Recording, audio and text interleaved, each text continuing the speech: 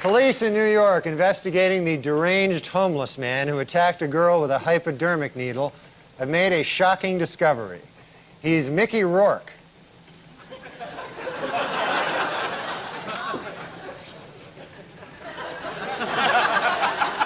After 30 years of non-stop touring, the Grateful Dead is finally breaking up.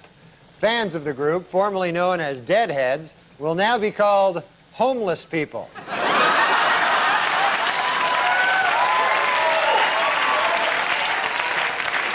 Last week, a hungry homeless man in a stolen truck led Pennsylvania and New Jersey police on a 100-mile chase before surrendering when he was promised 2 egg sandwiches.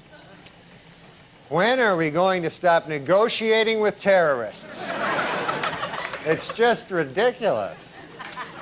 In a special ceremony sponsored by Publishers Clearinghouse, 16-year-old Amber Combingan has been awarded $10,000 for her tireless work to feed the homeless. Although the young girl said that she would trade it all in a second, if only she could get a shiny new Lexus instead. Kansas City, two people.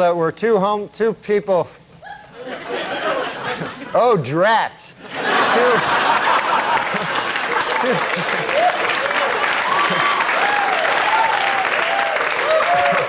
Two homeless people who met at a soup kitchen were married in front of homeless guests at the very same soup kitchen. For those who want to give the couple a wedding gift, they are registered at Kansas City's District 5 recycling plant. And finally, due to a change in policy, Amtrak employees will no longer be able to kick homeless people out of Penn Station based on the way they look. From now on, they will have to go solely on urine stench. I'm trying to be a better person now. You ever try to do that? I give a guy some money out there, a homeless guy in the street, and this is a kind of odd thing. He had a dog with him. You ever see this? He's a homeless guy, but he's got a dog. That kind of odd there. Guy got no home, you know, but he's got a dog. Yeah. And the dog's really thrilled with this idea, you know. Dog's going, hey, pal, I can do this by myself pretty well here, you know. For the longest walk in the world you got me on here. What the hell? What the hell kind of a thing? What the deuce? You know, I don't want to tell you how to do your business, but you got a suit on. I should have a tie. What, would it kill you to wear a tie? You know, just come on, make me feel better. No, I wanted, you know what happened is I had a tie. And on the way here, a dirty homeless bum stole it. No, it didn't happen. No, you look like you're in town on a convention and have decided to go nuts. What? You know, when I got kind of a hypochondriac, so always when I get sick, I want to find out if I'm going to die, you know, from it. Mm-hmm. And so I try to, like, think, where did I get the sickness? You ever do that? Yeah, you figure out, did I come in contact with some, you know, how did I get it? Yeah, did I get, because I know, like, Ross Abrash, this guy who works up on Saturday Night Live, he was sick last week. I thought maybe I got it from him. Mm-hmm. I remember I ate some shellfish a few days ago. Mm-hmm. And then yesterday, I got stabbed with a rusty syringe by this 80-pound homeless guy. Probably Ross Abrash. Yeah. If I'm guessing right. Yeah, as I say, it was Ross Abrash. Yeah. Well, what else is going on? You went back? Did you get in the holiday spirit? Are you a kind of guy that gets, you know, I try to do something nice, you know? You ever try to do something nice? No. Oh. It's not my style, Norm. But it was Christmas in New York, you know, and I was alone. So anyways, there was a diner that I always go to near my house. Mm-hmm. It's a really nice diner. And so I went there, and there was this homeless bum there, you know? Just say a homeless guy. It's not politically correct to say bum. But I can't say homeless bum. No, I thought they didn't like to be called bums. Yeah, right. A homeless guy, yeah. Okay. Well, anyway, okay. There was I'm not going to let you get to this story. I'm just going to keep giving you a hard time about bums. You meet a bum, a hobo, a tramp. A tramp, yeah. He had a little stick with a thing on it. He was from the 1930s. Yeah, okay. And so he says to me, can I get some money off you? And I don't like giving the homeless bums money. I'll tell you why. Because I figure they'll do the crack. Right? They'll do the crack. Yeah, Okay. my mom says never give a homeless bums money because they'll go do the crack one. So I said, okay, I don't want to give this guy money. He'll go do the crack. I said, why don't I just bring you in the diner, you know, and I'll get you a meal. I'll buy you a meal. It's Christmas, you know, it'll be nice. So the guy goes, okay. So we go in the diner and we order, you know, the meal. And this guy just keeps ordering food, you know, like he's really hungry. Yeah. And so he orders and orders and orders, and I'm like, well, you know, you got to be nice, got to the, you know, thing. Sure. And so I order like a soup or something, and then all of a sudden, like, this unbearable stench comes off the guy, huge stench. Really? It smelled like. That's okay. It was like, anyway, so I don't know what the smell was. But Yeah, it was like, it was like human waste or something, you know? And it seemed to be coming from the guy's, like, trousers. Norm, So I said that's okay. Okay. I was like, the stench you're is right. enough. We all You're can right. do the rest in our heads. Yeah, so this stench fills the diner, right? So I have to go to this diner, right? So everybody's looking at me like, what the hell did you bring a homeless bum in the diner for? With a stench, you know? So I'm like, I'm trying to eat my soup. I can't even eat it. And I'm wishing I'd bought this guy crack. I wish I'd got, you know what I mean? I wish I'd gone found some crack and bought it for the guy. So anyways, and everybody hates me. The guy that, you know, I go there every day. And so then the end of the meal comes. This guy's ordered everything, and I'm looking at my wallet. I only have like 28 bucks. It was like 31 bucks. All I had was a soup. And so now basically we're two homeless bums, you know? Neither of us. So I go, look, buddy, and he's been jabbering about Rockefeller. He was at Rockefeller's funeral. I didn't know what he was talking about. And I go, look, buddy, you got to come up with something here, you know? Kick in something. You want him to? Yeah, that's only fair. He ate almost everything. I had a soup. He was having a hamburger. So the guy goes in his pocket, and then I didn't want him to. Who God knows what he has in his pocket, right? But he had some coins, and they were all gross, and they were like, some of them were black. Anyway, that's my Christmas story.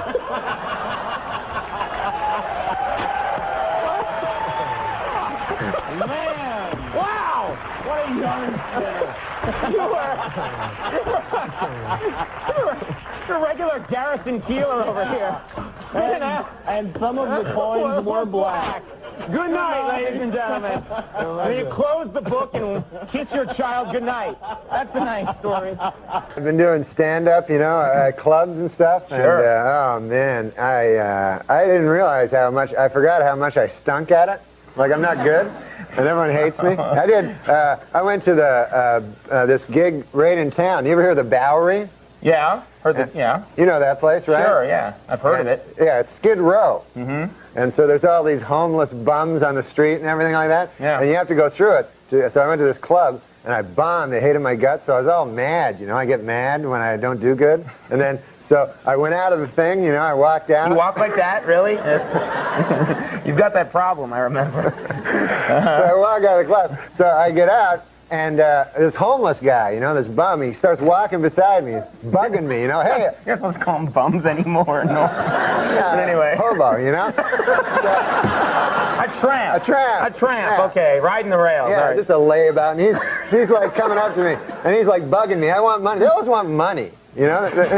Yeah. They never have money, you know? So, That's the problem with them hobos, yeah. So they're like, hey, give me some money, give me some money. And, you know, sometimes they'll walk with you. So I said, look, man, I said, I'm going to give you some money if you just go away. I'm mad at him, you know? I was mad. I go, here, and I pull in my pocket, and I just give him a bunch of money, like change, you know? Yeah. Give it to him. I go, go on, get out of here, you dirty bum, you know? So he goes away. So then I go to get the subway, you know? And I look at my pocket. I've given the guy, I don't have my token, my subway token. Oh, you gave it away Yeah. accidentally. And I don't have a wallet or anything, so I was thinking I was going to try to jump the thing, but I thought then, you know, I get in trouble for that. So I said, I got to find that bum, that homeless bum, you know? So I have to go back, and I'm walking back the street, and there's all homeless bums. They're all lying there on the street. Yeah. And I don't know which one is which. I can't remember. So I'm like lifting up guys' hats and stuff, you know, and looking under newspapers. So finally I find this character. I go, hey, you. I go, give me some of that money back, you know? And he's like, no, go away. He's turned mean, you know, because I was mean to him earlier. He goes, go on, get out. This is like a biblical tale. Yeah, okay.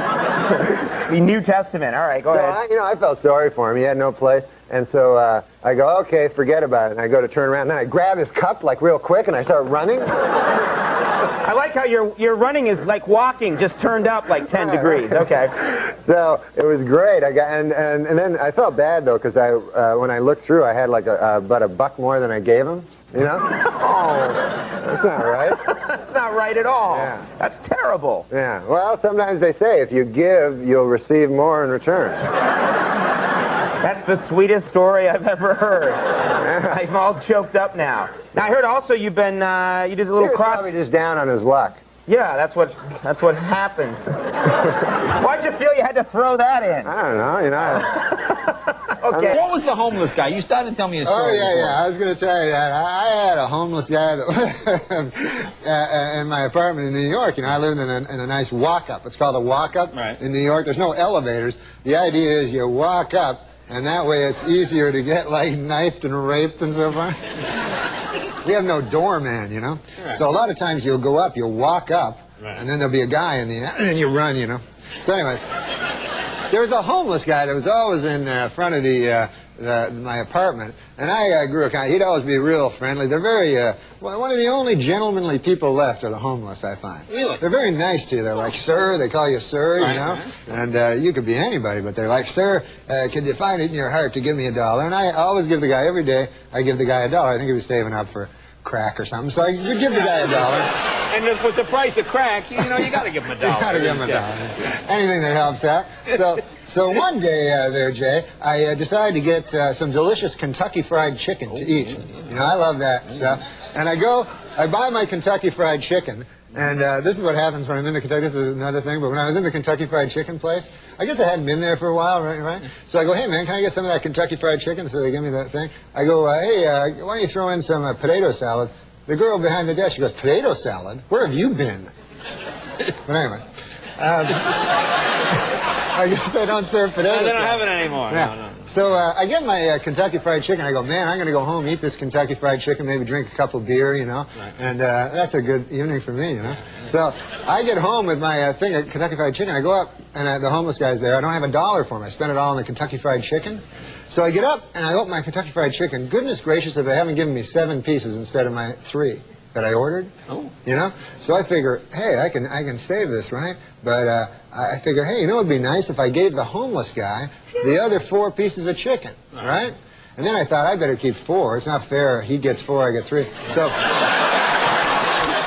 you know, I'm a guy with a home, you know? Right, you got a home. Yeah. So I say, I'll keep 4. I'll bring this guy 3. He'll like that, and I'll give him a couple of beer, you know? So I come down, and I give the guy a couple of beer there, the 3 pieces of chicken, and he's, thank you, sir. Thank you very much. And so he's eating them. Then I lock myself out. I forgot my key. I'm locked out of the apartment, you know? So I have to phone a locksmith, and I'm just standing around with this homeless guy, you know?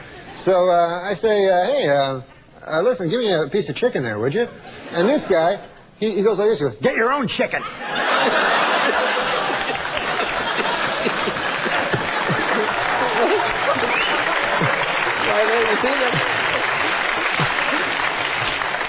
It just goes to show you can't do anything for a homeless guy. Yeah, homeless guy, yeah.